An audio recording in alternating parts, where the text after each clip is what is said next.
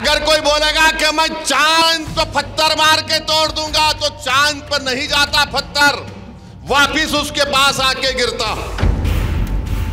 इम्तियाज जलील खाली मशवरा देते, फैसला मेरा है, एक बार फैसला हो गया तो वापिस नहीं लिया जा सकता। मुझे यकीन है कि तुम्हारे घर में तुम्हारी मां, तुम्हारा बाप, तुम्हारा बेटा भी मजलिस कोर्ट देगा इंशाअल्लाह ताला। तुम देख लेना मेरी इस बात को। नरेंद्र मोदी इंशाअल्लाह ताला आप जरांगे पाटिल को नहीं हराएंगे, जरांगे पाटिल तुम्हारों को हराएगा इंशाअल्लाह ताला।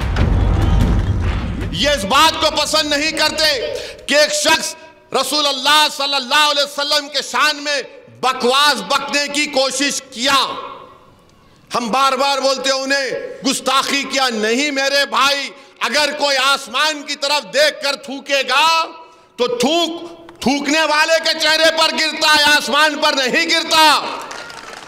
अगर कोई बोलेगा कि मैं चांद को पत्थर मार के तोड़ दूंगा, तो चांद पर नहीं जाता पत्थर, वापिस उसके पास आके गिरता। मगर दुनिया ये समझ रही थी कि सिर्फ बयान देकर खामोश हो जाएंगे, मगर एक मजलिस का एक सिपाही है और रहेगा जिसने दुनिया को बता दिया कि जालिमों ने, मुनाफिकीन ने तमाम मिलकर मुझे औरंगाबाद की पार्लियामेंट की सीट से जीतने नहीं दिए, मगर मैं एमपी नहीं था, मगर मैंने अपने आका की गुलामी का सबूत इस बात पर दिया कि मैं एमपी रहूं या ना रहूं, मेरे जीने का मकसद यह है कि किसी भी मजहबी रहनुमा के ऊपर कोई बकवास नहीं कर सकता। इम्तियाज जलील ने ऐलान किया कि बंबई में जुलूस तक जाएंगे, गाड़ियों की जुलूस पे जाएंगे, तो ये वायरस फैलाने वाले बोल दिए क्या होगा, इसको पुलिस रोक लेती, ऐसा ही ड्रामा कर रहा है इन्हें। ये वायरस फैलाने वाले हिंदुस्तान की बड़ी बड़ी शख्सियतों के पास पहुंच गए। अरे जरा असदुद्दीन साहब को समझाइए। तो खैर वो लोग मेरे को ही बताए। मैंने कहा आजाद, इम्तियाज जलील खाली मशवरा देते, फैसला मेरा है, एक बार फैसला हो गया तो वापिस नहीं लिया जा सकता। फिर वो लोग मेरे को कांटेक्ट किए, अजी साहब दंगा हो जाएगा। मेरा दंगा होगा? कैसे दंगा होगा बताओ? नहीं दंगा हो सकता, मैं कह रहा हूं नहीं होगा। अरे आपको क्या है, आप हैदराबाद में बैठे। मेरा हजरत हैदराबाद में बैठा हूं, दिल औरंगाबाद की जनता को देकर आया हूं। फिर मेरे को बोले अब क्या है कि आप जो चाहे कर लो। मेरा आपसे कौन पूछ रहे, मैं करना चाह रहा हूं, आपको क्या करना है, जो चाहे करेंगे। इम्तियाज जलील जुलूस निकालने के उस दिन मेरे को फोन करे, असद भाई बड़ी बड़ी पुलिस के लोग आके मेरे को बोल रहे नको निकलो। मैंने कहा इम्तियाज साहब आप ये बोले ना कि आप बंबई जाके बंबई के होम मिनिस्टर को, महाराष्ट्र के, एक मेजर देंगे कि उस शख्स को गिरफ्तार करो, उस पर कानूनी कार्रवाई करो। तो आप उनको बोलो तुम मेरे को बंबई जाने मत दो, अमित शाह यहाँ पे है, मैं यहाँ जाके इनसे मिल लेता हूं। तो पुलिस के लोग बोले अम्मा, इन्हें तो नमाज कम कराने गए तो हमारे गले में ज़कात, सदका, रोजे भी डाल दे रहा। तो बोले नहीं आप चले जाओ, शाह साहब को डिस्टर्ब मत करो। इसको सियासत बोलते प्यारे, ये कमजोर लोग नहीं समझ सकते। खैर जुलूस निकला अल्हम्दुलिल्लाह। मैं लाखों बार सलाम करता हूं तमाम फर्जंदान तौहीद को, जो नहीं मालूम मराठवाड़ा से, वेस्टर्न महाराष्ट्र से कहां से आए, जो दुनिया ये समझ रही थी कि नहीं सिर्फ 100 गाड़ियां निकलेंगी। दुनिया ने देख लिया कि नामूस रिसालत के मसले पर अगर किसी ने आवाज उठाई, एहतजाज किया, तो उसका नाम इम्तियाज जलील और मजलिस इत्तेहादुल मुस्लिमीन। तो मेरे भाई जुलूस निकल गया।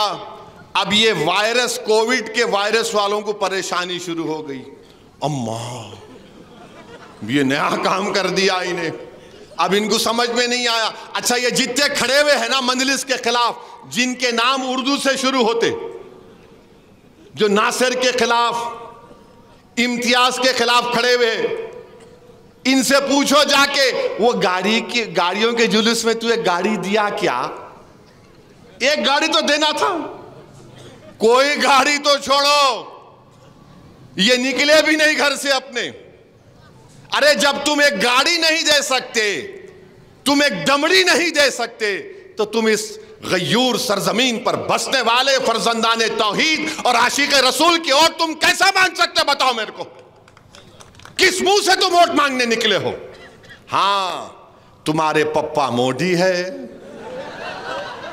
पप्पा जी का ऑर्डर हुआ, बोले नाम डाल दे प्यारे, तो आप फौरन अपने मालिक को खुश करने के लिए ये 90 लोग पूरे महाराष्ट्र में अपने नाम डाल दिए, इस उम्मीद पर के चंदे में कम से कम 100 वोट तो मिल जाएंगे। चंदे में कुछ नहीं मिलेगा इंशाअल्लाह ताला। मुझे यकीन है कि तुम्हारे घर में तुम्हारी मां, तुम्हारा बाप, तुम्हारा बेटा भी मजलिस को वोट देगा इंशाअल्लाह ताला। तुम देख लेना मेरी इस बात को। तुम अपने घर में क्या हो रहा नहीं जानते हो, तुम्हारी औलाद क्या कह रही है मुझसे मैं जानता हूं, मगर तुम खड़े होकर सिर्फ बीजेपी को और मजलिस के मुखालिफिन को कामयाब करना चाहती हैं। मेरी आपसे गुजारिश है कि इम्तियाज जलील को नहीं, नासिर सिद्दीकी को मत देखिए, असदुद्दीन ओवैसी को मत देखिए, अपनी इस इमारत को देखिए जिसको आपने औरंगाबाद में तामीर किया। और याद रखिए, यह इमारत और ताकतवर बनाना है उसको। उस इमारत को आपको अपनी मेहनतों से आपने तामीर शुरू की, उसकी बुनियादों में आपके आंसू हैं, उसकी बुनियादों में आपका खून है, उसकी बुनियादों में हमारे आने वाली नस्लों के ख्वाबों को पूरा करना है। और याद रखो, इस देश की हकीकत यह है हमारे वतन अजीज की, कि जिसकी आवाज सियासी आवाज होगी उसी को सुना जाएगा, चाहे वो दलित हो, चाहे वो मुसलमान हो, मुस्लिम अक़लियत हो, चाहे वो मराठा हो। अगर आपका नेता होगा तो आपकी आवाज सुनी जाएगी। मैं सलाम करता हूं मराठों को जिन्होंने जरंगे पाटिल को अपना नेता माना। एक दुबला पतला शख्स रातों की नींद हराम करके रख दिया, मोदी की रातों की नींद हराम करके रख दिया।